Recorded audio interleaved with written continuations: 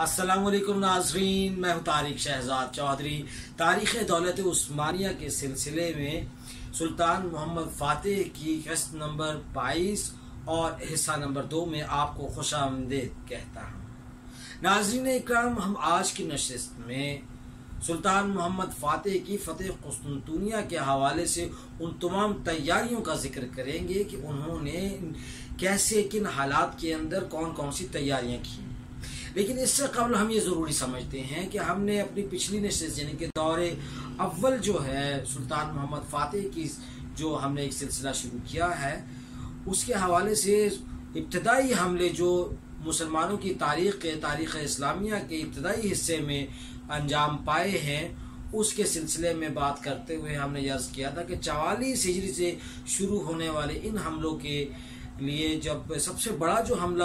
تاریخ اسلام کے اندر اس سے قبل جو ہوا تھا، جو سلطان محمد فاتح نے قسطنطنیہ فتح کرنے کے لیے کیا، وہ حملہ 119 ہجری میں بہت بڑے عباسی خلیفہ ہارون رشید کے دور میں 119 ہجری میں ہوا۔ جبکہ اس کی تصحیح کرنا مقصود یہ ہے کہ جو تاریخی کتب کے حوالے ہوتے ہیں اور مختلف مورخین اپنے مختلف متن و منطقات جو ان کے اپنے تاریخی نظریات ہیں اس کے حوالے سے لکھتے ہیں، اس میں عرض یہ ہے کہ یہ جو پہلا حملہ ہے وہ جو خلیفہ ہارون رشید نے قسطنطنیہ پر کیا وہ 190 ہجری کو ہوا، جس کے نتیجے میں قسطنطنیہ فتح تو نہیں ہوا لیکن اس کی چولیں ہل گئیں، اور اس کے سلسلے اسی کے نتیجے میں سلاجقہ روم، سلاجقہ بلاد شام اور سلاجقہ مصر جو ہیں وہ سلاجقہ شام جو ہیں وہ، پھر باقی جو ہم نے فاطمین کا سلسلہ جو ہے وہ دور کا ہم نے پڑھا ہے، تو وہ سلسلہ وہیں سے شروع ہوا، یہ سلاجقہ وہیں سے انجام پائے اور ان کی تقسیم اور آگے سلسلہ شروع ہوا، اور یہیں سے سلاجقہ روم جو ہیں وہ خلافت عثمانیہ کی جدید ترین شکل قرار پائی، جنہوں نے ایشیا کوچک کے اندر تعرض اور تاریخ کی اور اسلام کا پیغام جو ہے وہ یورپ کی طرف پہنچا ہے۔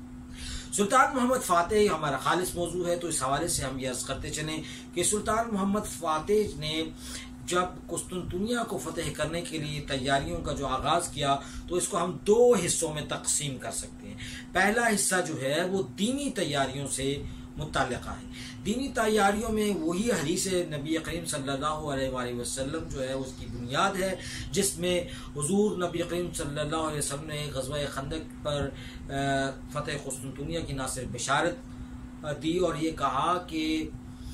جو سلطان قسطنطنیہ کو فتح کرے گا وہ تمام سلاطین سے بلند اور افضل اور اعلیٰ ہوگا، اور جو لشکر قسطنطنیہ کو فتح کرے گا وہ تمام لشکروں سے اعلیٰ ہوگا۔ تو یوں یہ سارا سلسلہ جب آگے بڑھتا ہے تو ہم یہ دیکھتے ہیں کہ علماء کا سالکین کا جو اہل ولی اللہ لوگ ہیں اور جو عابد اور ظاہر اور خاص طور پر جو علماء کا صفوں میں پھیلنا اور ان کا وہاں مکمل طور پر صفوں میں ان کی دینی تربیت کرنا اور دینی جذبہ جہاد فی سبیل اللہ کی آیات بینات اور احادیث سنا کر ان کے جذبہ کو بڑھانا ہے، یہ ایک بہت بڑی تیاری ہے، اور میں سمجھتا ہوں کہ جذبہ اس میں سب سے بڑی اور سب سے اہمیت کی حامل چیز تھی، وہ عنصر تھا، وہ اصل میں وہ کلیہ تھا، وہ نسخہ تھا جس کے اتنے جاں سپاری ہو کر، اتنے اولو العزم ہو کر اور اتنے دلیری کے ساتھ، اتنے تنتنے کے ساتھ، اتنے جذبے کے ساتھ مسلمان لڑے۔ دوسری بات اس میں بڑی اہمیت کی حامل ہے وہ یہ ہے کہ وہ جو سلطان کی جو فوج تھی اس وقت یہ 2.5 لاکھ کا لشکر تھا، جبکہ کہا یہ جاتا ہے مختلف مورخین نے، خاص طور پر تاریخ دولت عثمانیہ کے جو مصنف اور مورخ ہیں جن کا نام بڑا ہی معتبر اور مشہور ہے، جناب ڈاکٹر محمد فرید بیگ اپنے کتاب کے صفحہ نمبر 161 پر لکھتے ہیں کہ جو 2.5 لاکھ فوج تھی اس میں سے تقریباً کچھ 66,000 کے قریب یہ سپاہ جو تھی یہ فتح قسطنطنیہ کے اس معرکے میں براہ راست شریک تھی۔ تو اس طرح سے جو دینی جذبہ اور حمیت جو ہے اس کو بیدار کرنے کے لیے وہ ایک تو یہ سلسلہ اپنے پورے عروج کے پر، اقبال نے کہا تھا کہ محفل قون و مقام صبح و شام پھرے، میں توحید کو لے کے سفید جام پھرے، اور معلوم ہے تجھ کو کہ کبھی ناکام پھرے، دشت و دشت بھی دریا بھی نہ چھوڑے ہم نے، دشت و دشت دریا بھی نہ چھوڑے ہم نے، بحر ظلمات میں دوڑا دیے گھوڑے ہم نے۔ تو یہ سلسلہ وہیں پر یہ جا کے یہ منسلک ہوتا ہے۔ تو اس میں کیا ہوا کہ جو سلطان کی دوسری جو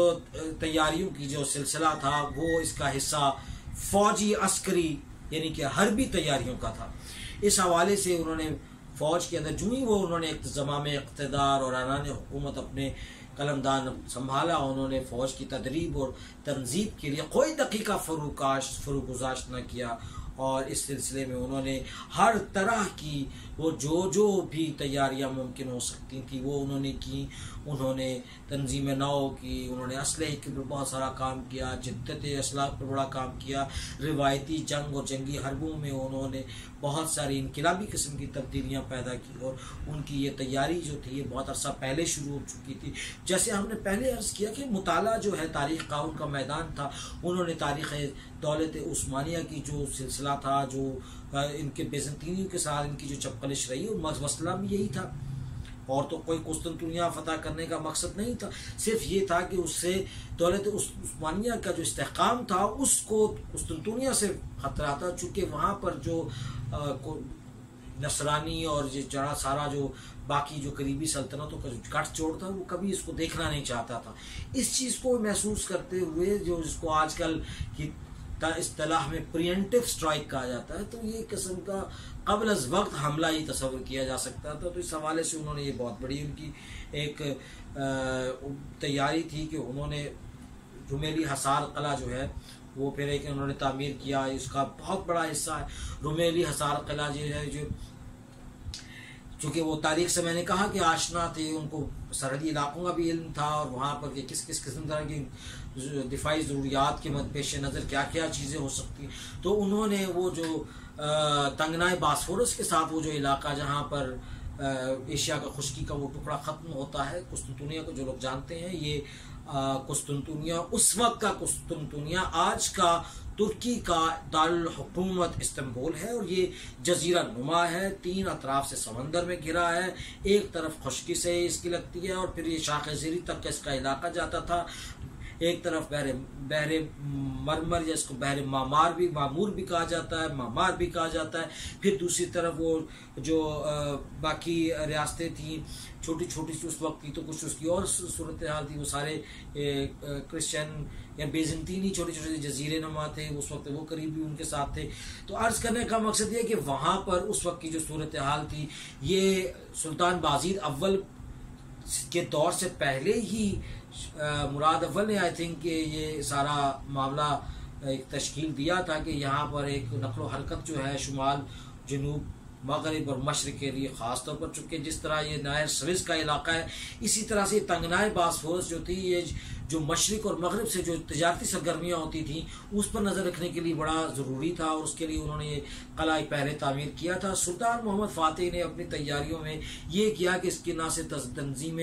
نو کی اس کی خستہ حالی تھی، کچھ اس کو بہتر کیا، اس کے اوپر جو برج تھے وہ ٹھیک کیے، تعمیر کیے، مزید اس پر وقت لگایا، اس کو دفاعی نقطہ نگاہ سے اس کو دوبارہ سے اس کی تعمیر اور اس کی مرمت کا جو کام ہے وہ مکمل کیا۔ پھر اس کے ساتھ جو رومیلی حصار قلعہ ہے وہ جب تعمیر کیا تو یہ دونوں قلعوں کے درمیان تقریباً 660 میٹر کا فاصلہ تھا۔ یہ اتنا چبھا پہلے بھی چبھ رہا تھا، جو پہلے والا بنا ہوا تھا مراد سلطان محمد فاتح کے دور سے پہلے کا جو بنا ہوا تھا وہ بھی بیزنطینی فارمر ہوا۔ پہلی کتنی مرتبہ انہوں نے کہا کہ ہم جزیہ دیں گے، ہم پیسے دیں گے، ہم خراج دے دیتے ہیں، ہم اب یہ دولت لے لیں، ہم یہاں سے دستبردار ہو سکتے ہیں ان علاقوں سے، آپ یہ قلعہ جو ہے نہ بنائے۔ لیکن مسلمان اس کی دفاعی اہمیت سے بخوبی آگاہ تھے، یہی وجہ تھی کہ وہ انہوں نے نہ دی۔ اور سلطان نے بھی جب قلعہ تعمیر شروع کیا تو بیزنطینی فرمانروا نے بارہا مرتبہ یہ کہا کہ آپ مندوب بھیجے، لوگوں کو بھی کہا، اور پیسوں میں تو بہت سارا پیسہ اور بہت ساری بڑی بڑی پیشکشیں کی کہ آپ یہ قلعہ نہ تعمیر کریں۔ سلطان چونکہ اس کی اہمیت سے باخبر تھے، اس لیے انہوں نے وہ قلعہ ہر حال میں تعمیر کرنا تھا اور انہوں نے کر دیا۔ تو یہ والا ایک جو سلسلہ ہے، یہ جب انہوں نے قلعہ یہ دونوں تعمیر ہو گئے کی مکمل تعمیر، ان کی جو مرمت مکمل ہو گئی، اس کے بعد سلطان نے ان کے اوپر توپیں نصب کروا دی، اور توپیں نصب ہونے سے شمال اور مشرق کی طرف جتنے بھی بحری نقل و حرکت، ایک تو وہ متاثر ہوئی، دوسرا وہ خشم گرفتہ بھی ہوئے، اور وہ کو ڈر بھی گئے کہ یار یہ سلطانیوں نے جو عثمانی ہے انہوں نے ہم پر یہاں کہ ہو سکتا ہے کسی بھی وقت یہ حملہ کر دیں، اور یوں یورپ کے اندر بھی ایک خاص قسم کی ہلچل جو ہے وہ مچ گئی، اور اس کی بازگشت جو ہے وہ پاپائے روم تک سنی جا رہی تھی، اور معلوم تھا کہ یہ حالات کیا بننے جا رہے ہیں۔ تو جب یہ والا سلسلہ ہوا ہے تو حالت یہ تھی کہ سلاطین آل عثمان صفحہ نمبر 26 پر اس خطاب کا حوالہ دیتا ہوں، یہ لکھتے ہیں کہ طرابزون جیسی جو مشرقی علاقوں کی جو سلطنتیں تھی وہ بھی گھبراتے تھے کہ یار ہم نے اب یہاں سے نہیں گزرنا، اور مذکورہ مدد کو بھی وہ نہیں پہنچ سکتے تھے۔ اب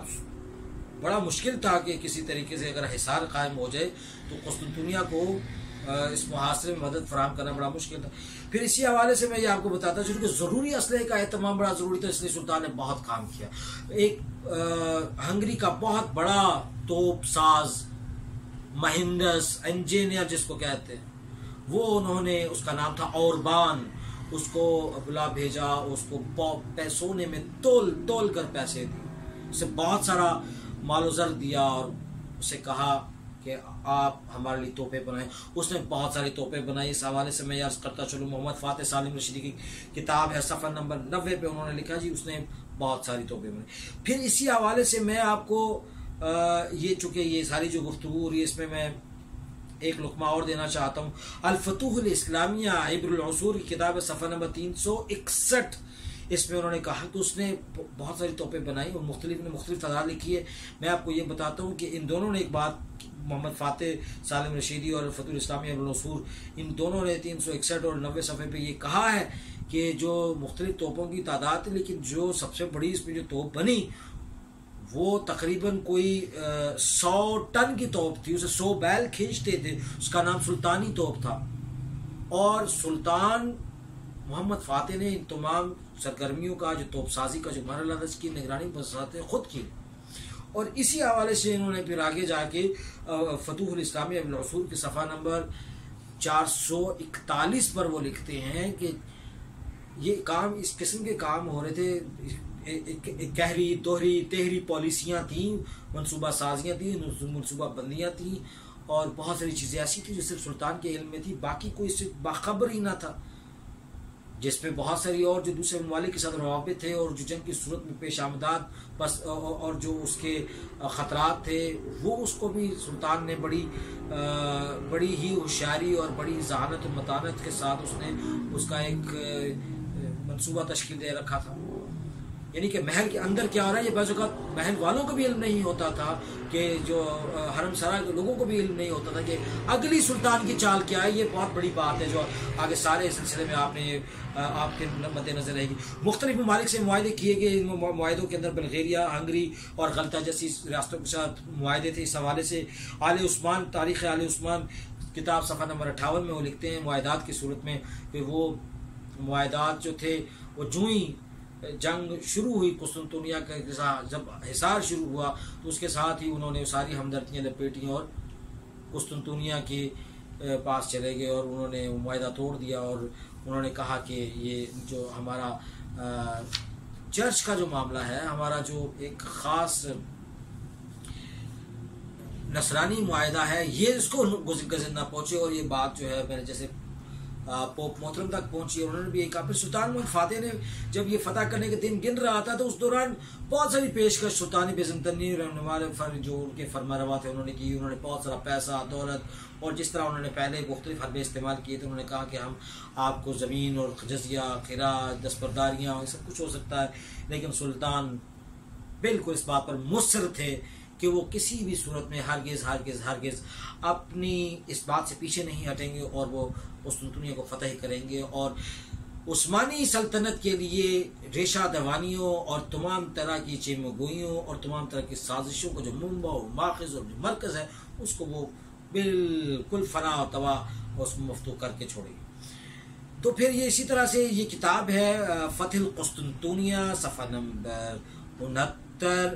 یہ اس پہ بھی اسی طرح سے یہ حوالہ درج کیا گیا ہے۔ قسطنطنیہ میں آرتھوڈکس مسیحی فرقہ جو ہے نا، یہ اس کا مرکز تھا۔ قسطنطنیہ والے آرتھوڈکس مسیحی تھے۔ یوں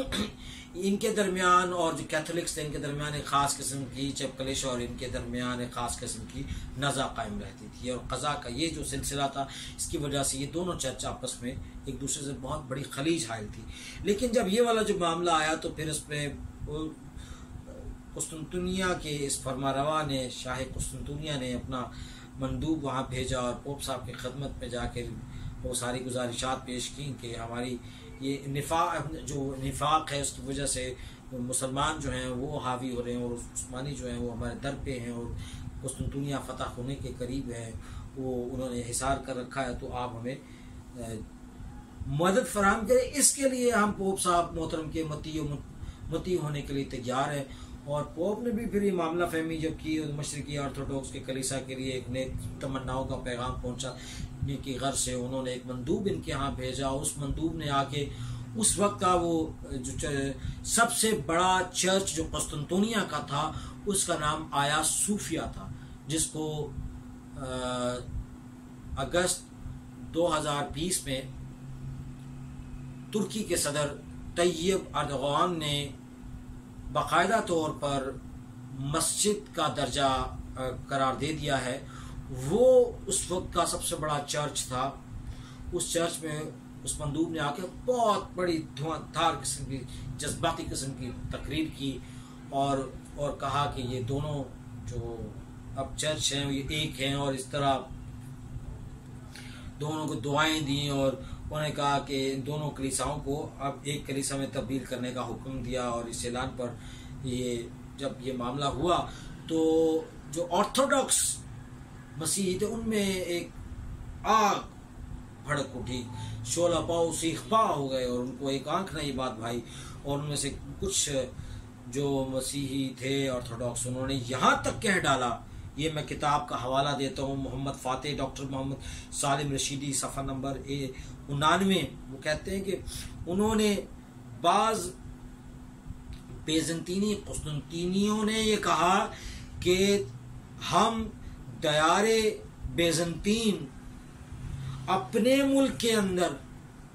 لاطینی جبہ دیکھنے سے بہتر یہ سمجھتے ہیں کہ ہم ترکوں کے امامے دیکھیں۔ تو ناظرین اکرام، آج کی اس نشست کا سلسلہ ہم یہاں تک جو ہے وہ ہم موقوف کرتے ہیں۔ اپنے سلطان محمد فاتح کی اسی قسط نمبر 22 کے تیسرے حصے میں انشاءاللہ اگلی نشست میں حاضر ہوں گے۔ تب تک کے لیے اجازت دیجیے، بہت شکریہ۔